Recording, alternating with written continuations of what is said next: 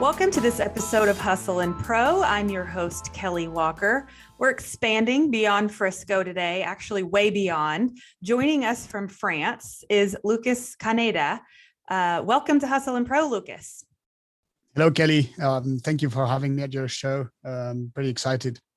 Me too. This will be fun. I usually talk to athletes and coaches here in the Frisco, Texas area, which we're a Dallas suburb. And so it'll be great to hear a different voice today. So I mentioned that you're talking to us from France, but you're actually from Argentina. So tell us a little bit about the move from Argentina to France and how sports was a factor in that. Sure. I mean, I was born and raised in Argentina. So I lived there since I was born till I was about 25. And 5 or 6 years ago, I've actually moved to France to fulfill my dream that was becoming a professional rugby player. Back home, there were no professional clubs. So I pretty knew in my mind that if I wanted to follow my dream, I had to move eventually. So for me, in that case, since I was doing what I loved, I was following my passion. It was pretty easy, I would say, even though moving into a whole new country, whole different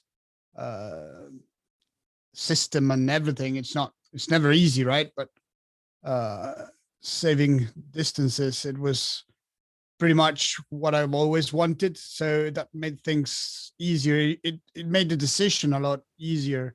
Because you had a goal, a dream in mind. So of course, I had an objective. That makes everything a lot. Were you playing rugby as a kid? You started playing as a kid? Yeah, I started when I was 5 or 6. My mom actually took me to play rugby. We had nothing to do with rugby, but she thought it was a nice idea, and I thank her for that.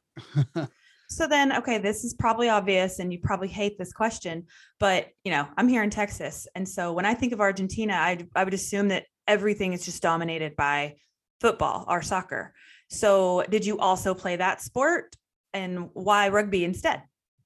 Yeah, I mean, I don't hate that question at all. Quite the opposite. I do love soccer. I played it. I played it pretty good too. In fact, 1 year when I was young, I was around 10 or 11. I decided to play soccer instead of rugby. I went to one of the best clubs in Argentina and spent the whole year there. But the atmosphere was not exactly the same. It just didn't have so much fun. I spent 1 year at a club playing with 60, 70 different people. I made no friends. I was 10 to 11 years old. I mean, that's not why you go. When you're a kid, you want to have fun. You want to play some ball. You want to, have some friends. Sorry. Is that because the culture of football in Argentina was so serious and it was just such a popular sport that they were training so young? Do you feel like that's what it was? Yeah, I think it's a lot about that, but especially, and I hate to say it because it's my country, and I love it. But the economical situation is not very good. So some people actually see soccer as an escape, economic escape for their families. So they push their kids so hard. And I remember the day I came in, I was a kid. I came into the changing room for the first time ever, and I met, 60, 70 different people that whenever they watched at me, and they were just like looking at me. Nobody even said a word until around 30 seconds went by, and one of the kids stood up, came to me, looked at me straight into the face, and he said, "What position do you play?" Just like that, not even high, right? Yeah. I was like, I don't know. I play 7, 9. I like to score. So you should watch out because he points one of the other guys. He's our 9. It's like, okay. Like, don't come in our territory and try to mix in with us. Well, okay, then that's probably you got the opposite out of rugby then. And I've read that you talk about rugby players and the rugby family feeling. So what do you mean by that? Yeah, it's the whole opposite. What what you learn since you're a little kid when you're playing rugby is that rugby is for friends. Rugby is for, passion. Of course, you're a competitor. You like to win, but it's always about friendship. It's always about being humble. It's always about values, and you learn those values through a sport. But it's actually a lot more than just playing a game. It's becoming a better person, understanding that you need to put effort into to get better, understanding that there's times where you will fail, uh, times that you will suffer in terms of physical suffer. I mean, because you will get tackled, you will get hit, you will get very strong fitness sessions that you will. I mean, who enjoys being so tired at the end of a session that they don't want to come back? I mean, but that happens, and it's the only way to get better. It's the Right. only way to keep progressing, and this sport is actually its bases are all there. It's not just becoming, a professional athlete. That was my goal, but I have 99% of people that I know back home that they just play for fun. They just play because it's the sport, and it becomes your home, right? Your club becomes your home. You don't just go from one club to the other when you're in Argentina. You just stay at your club and you love your club. That's what's so important. And my friends, I mean, my real friends, they're all from rugby, and I've played with them for countless years, and I'll keep them forever. Yeah. It sounds like there's a loyalty when you talk about, you stay with your club. And I would expect with that sport, there's a vulnerability because you're relying on each other. It's so physical, and you're not padded up like in American football, and these other things are hidden behind helmets, right? So like you're physically lifting each other, to greatness and to be better together as a team. You can't do it without your teammates. Of course. I mean, you need to be playing together. It's the only way to succeed, and you learn that pretty quickly. There's never a team that gets with individualities. You never get too far, and that's the beauty about the sport, is that you need to be playing together. You need to be working together, suffering together, in order to get better. And one of the things I usually speak about from rugby, that it's one a unique, I would say, aspect of the game, is that everyone can play. You're small, you're big, you're thin, you're fat, you're quick, you're slow. There's always a position for you at the team, and of course you need to train, you need to get better at what you do, but there's always a task for you. There's always something you need to be doing, and that's something you don't find at any other sport. That's one of the things I love. So anyone can play rugby. I've read that they are having the Rugby World Cup 2023 in France.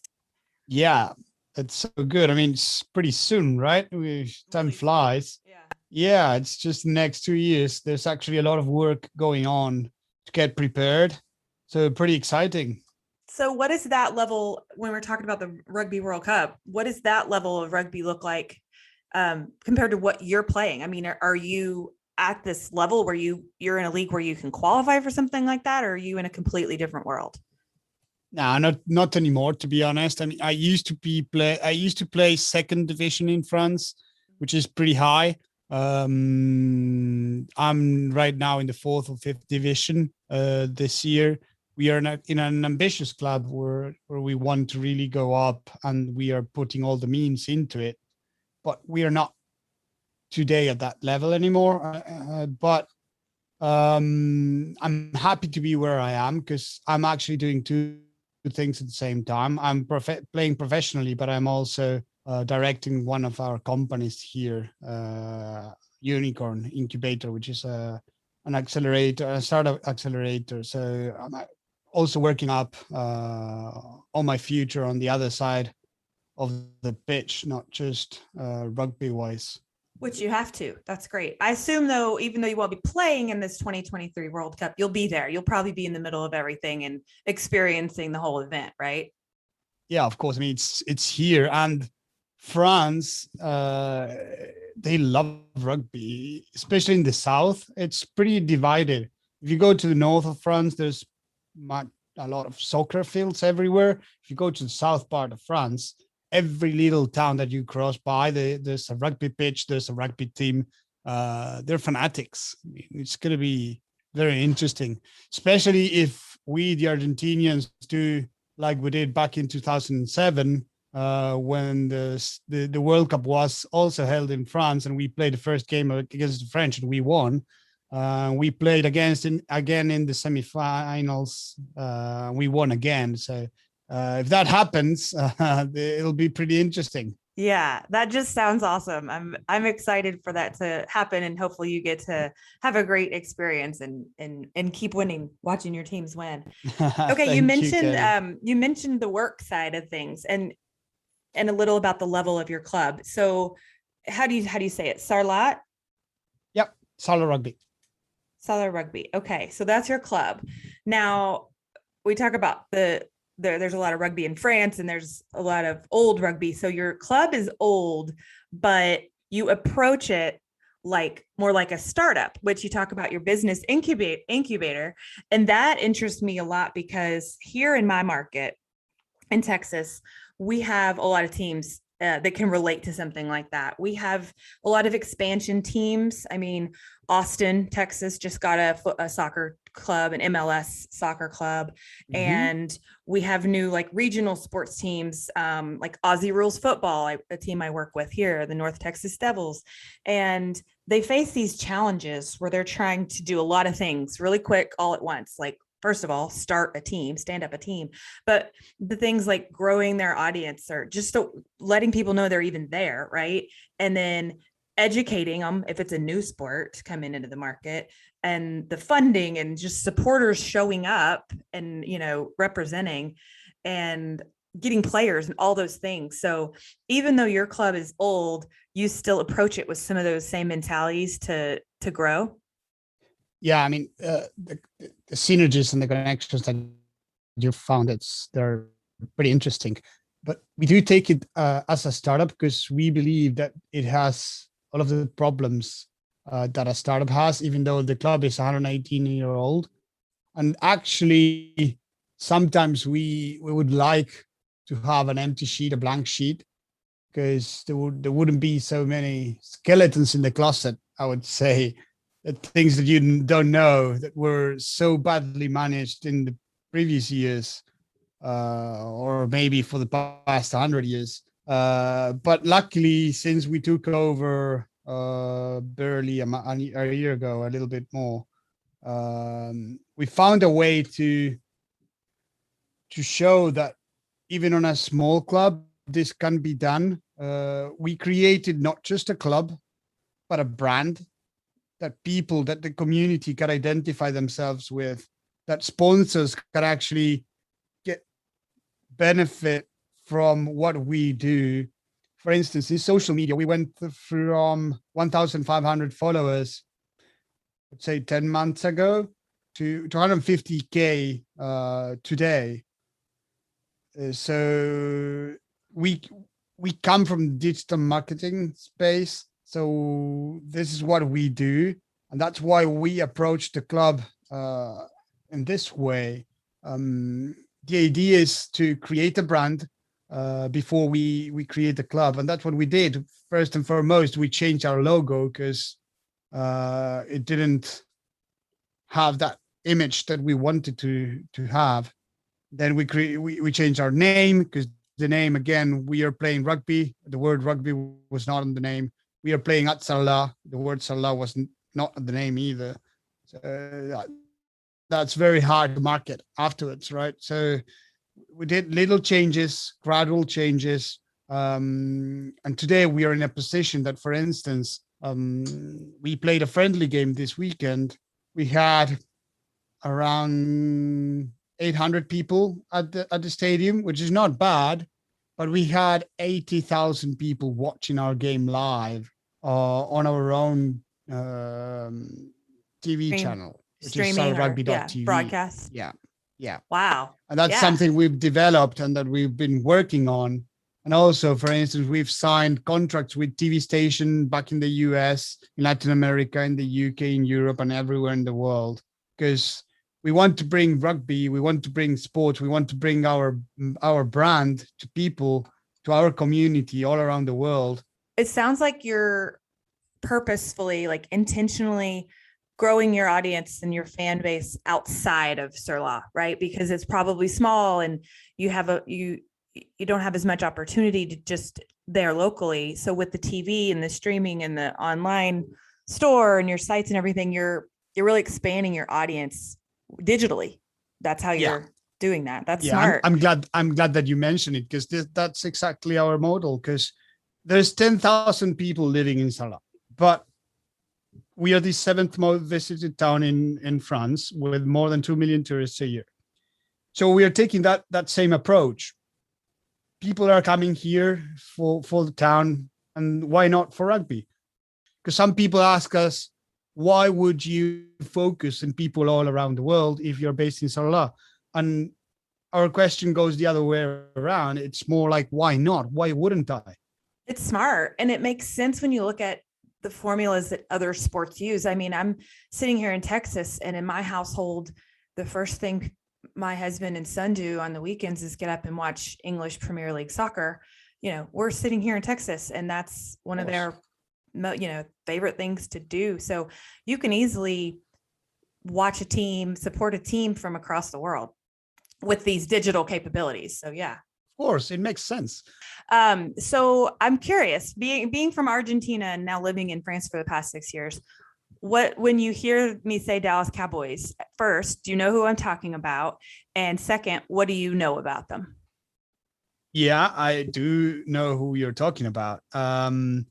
And actually, aren't the Dallas Cowboys known for being the American football team, not just team from Dallas? Yes. We like to think that. It's been a long time since we used to be at the top, right? We won Super Bowls back to back and we had a good run, but it's been decades since that. And so another team, the Patriots, have sort of taken the leadership role this last decade. And so they like to think they're now called America's team, but us Texas people, we still claim the title because that's sort of our nickname. We've always had that. Yeah. And we actually had that because our CEO, he lived in the States for 25 years.